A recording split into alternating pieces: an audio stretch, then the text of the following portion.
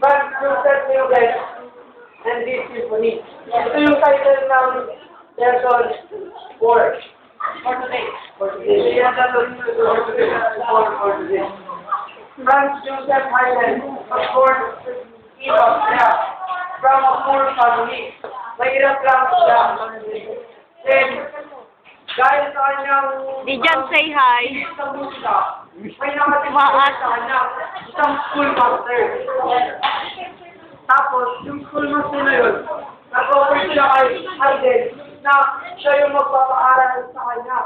Kawali na rin, pumayag naman siya. Mag-aaral si Haydn, pero yung Haydn ko. yung isang Dijan, say hi. At